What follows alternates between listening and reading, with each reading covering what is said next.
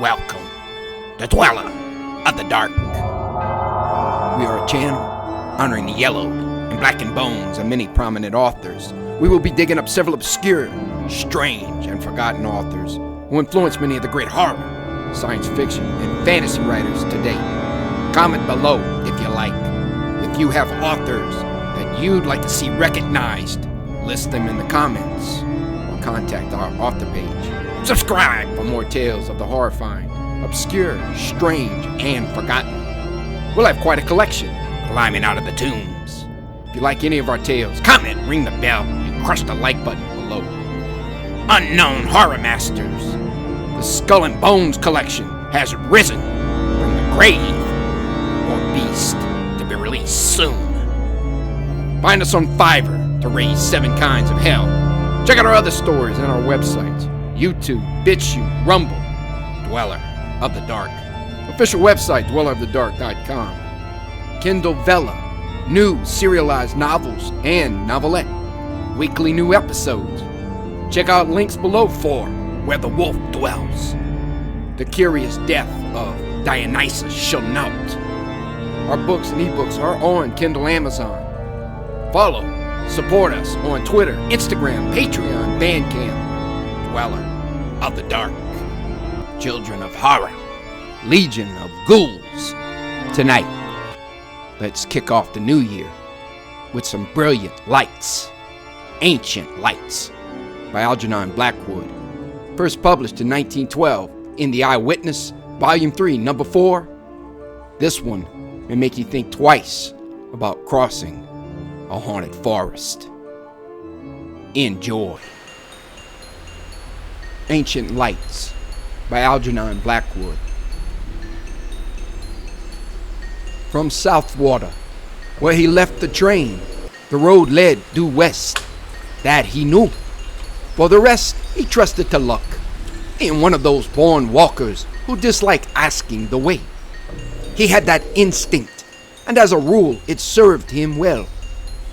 A mile or so due west, along the sandy road, till you come to a stile on the right. Then across the fields, you'll see the red house straight before you. He glanced at the postcard's instructions once again, and once again he tried to decipher the scratched out sentence, without success. It had been so elaborately inked over that no word was legible.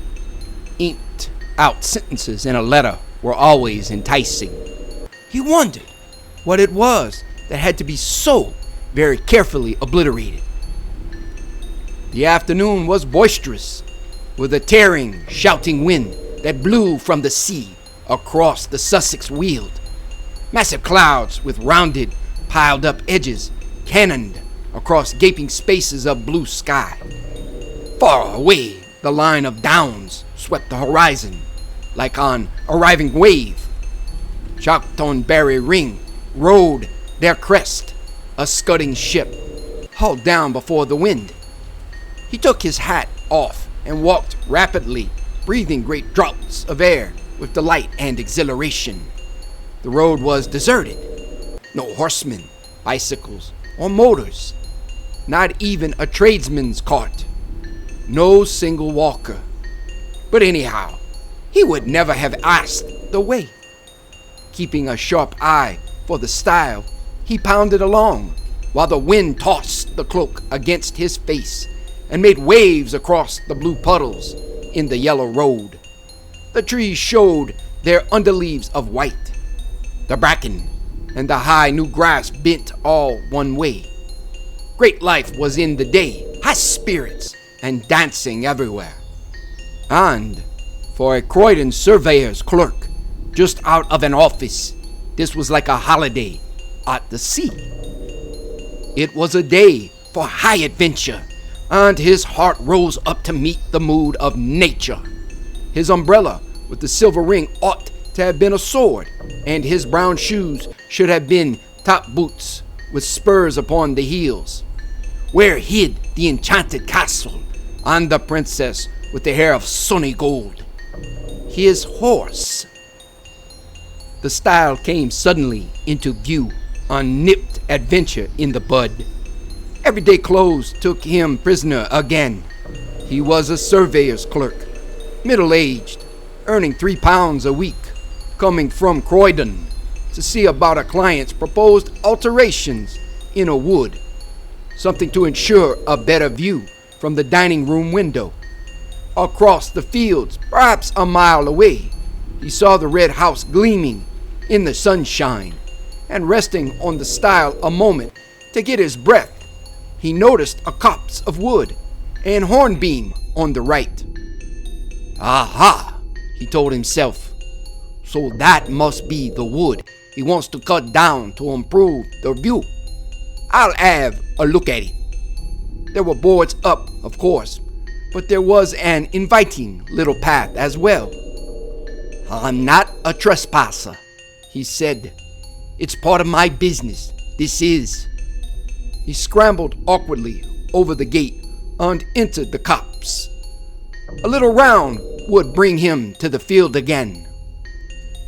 But the moment he passed among the trees, the wind ceased shouting, and the stillness dropped upon the world. So dense was the growth that the sunshine only came through in isolated patches. The air was close.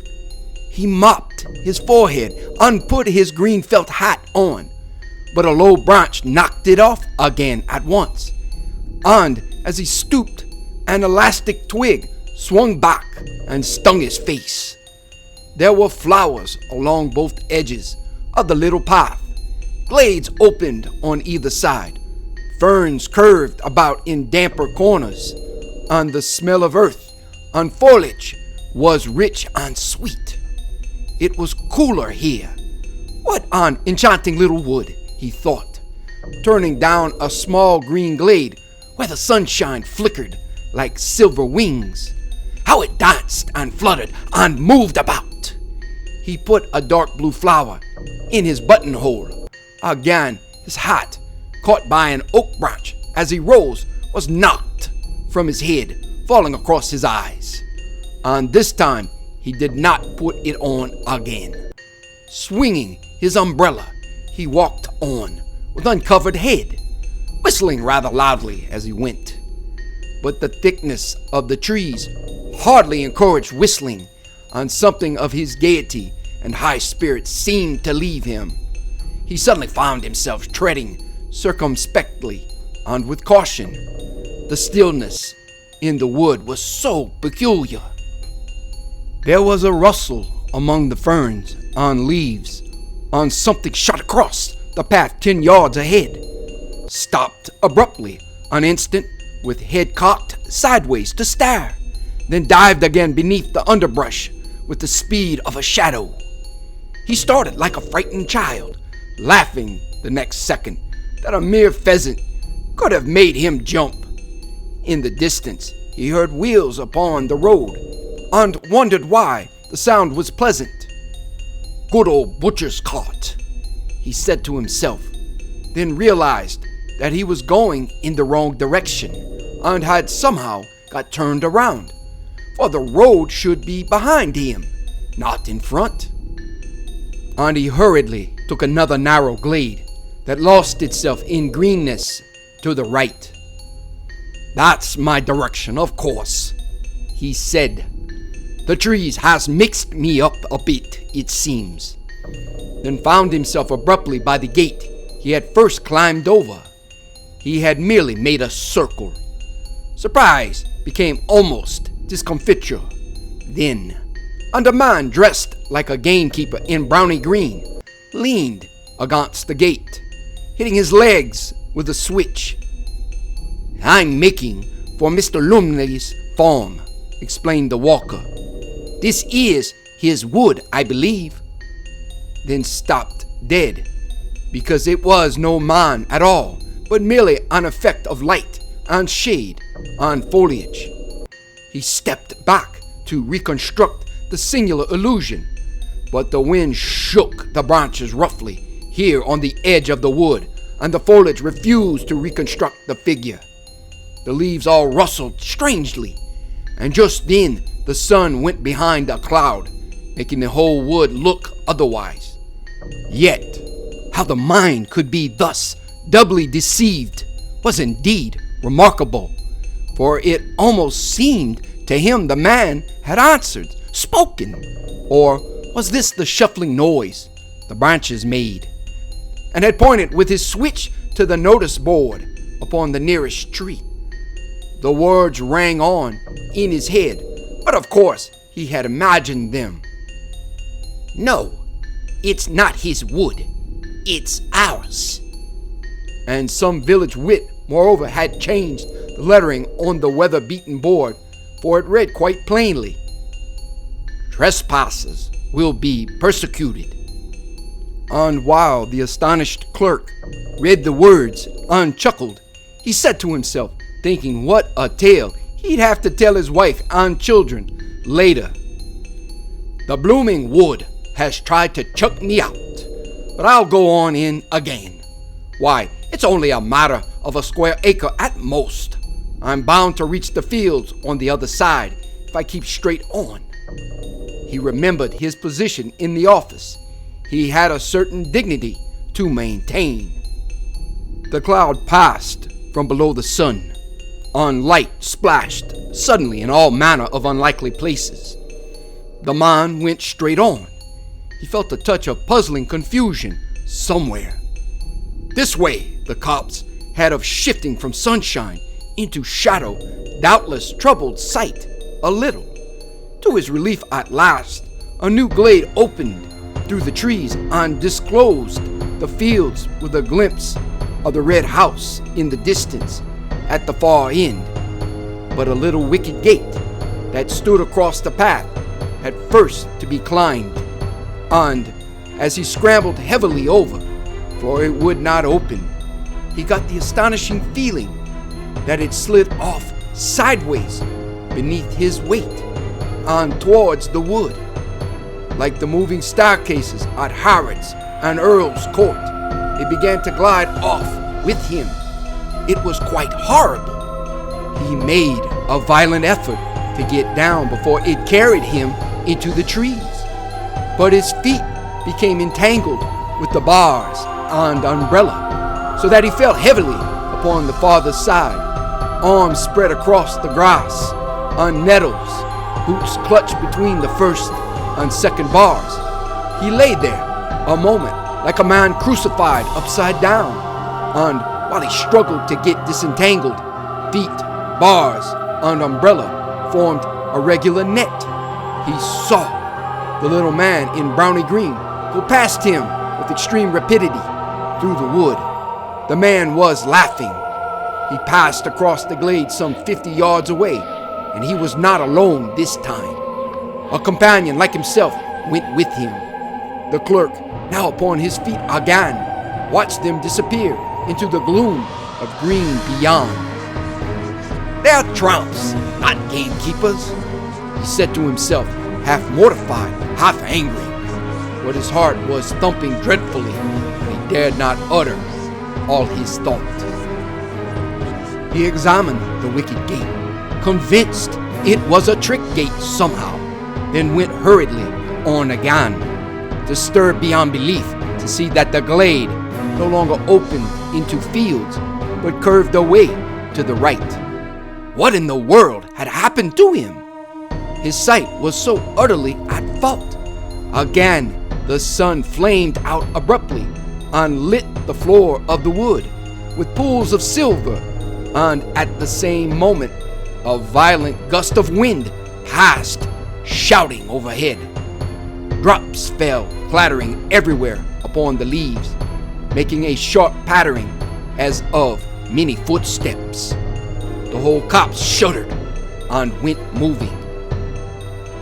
"Rain, by George," thought the clerk, and feeling for his umbrella, discovered he had lost it.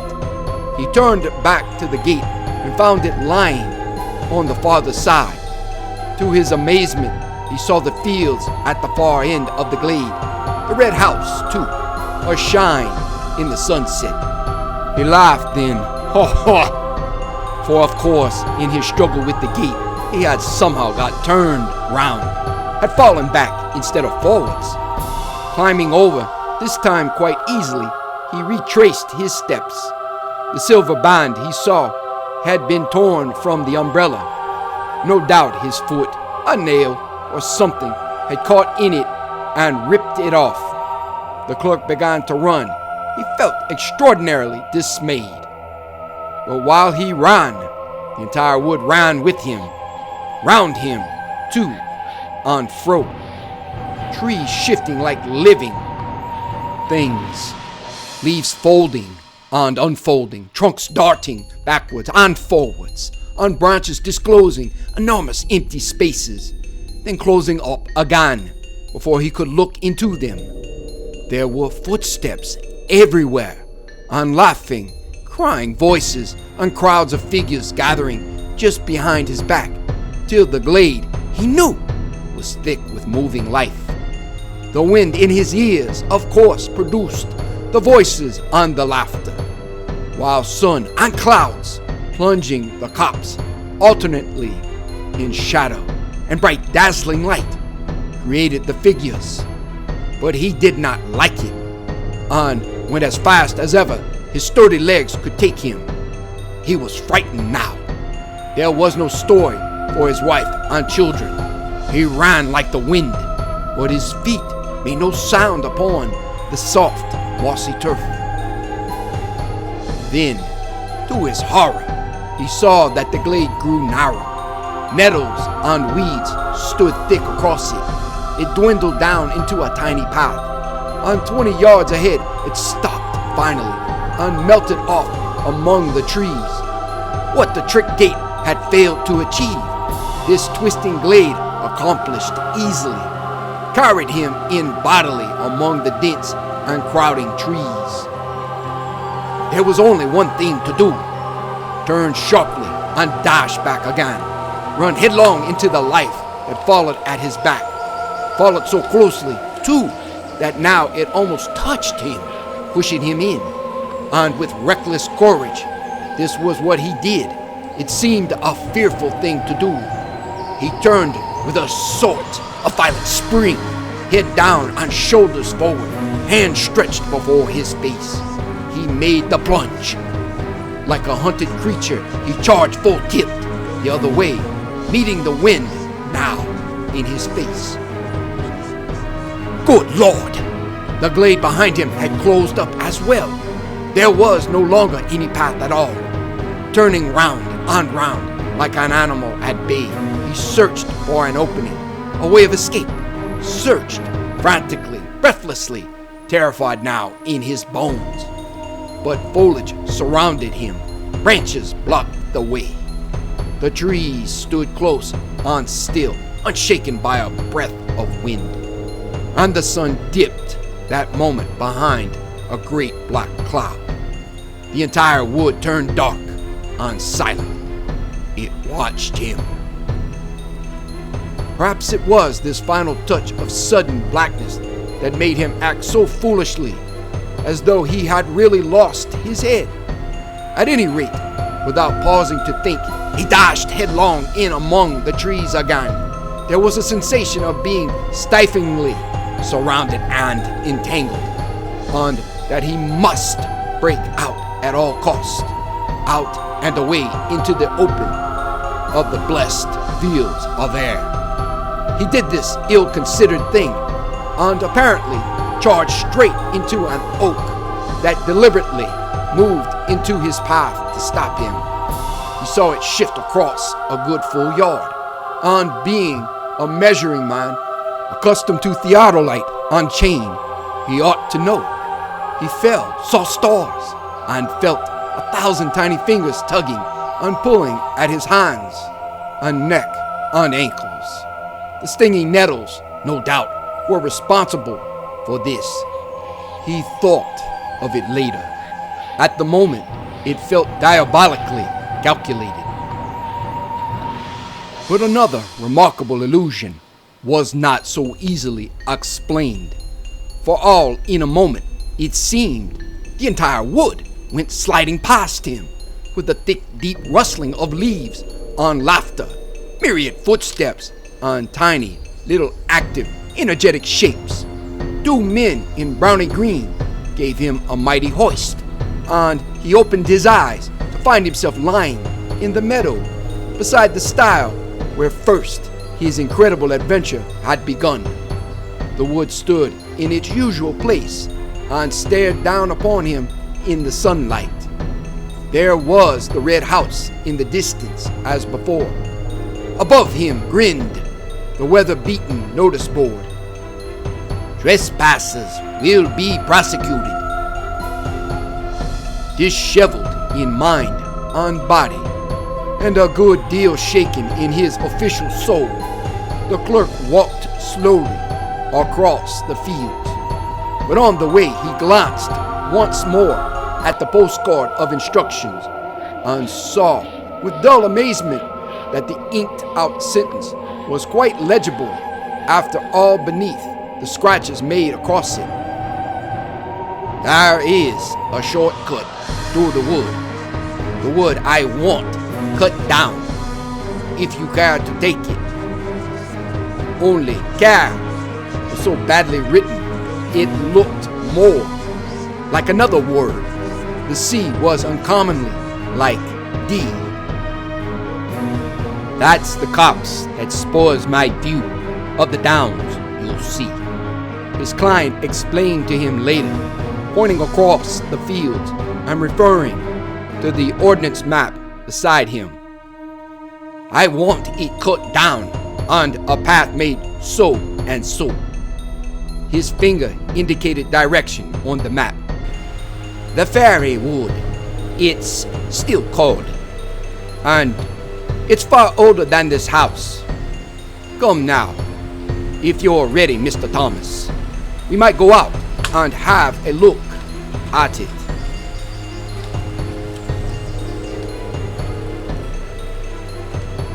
Thank you for listening. Have a great night.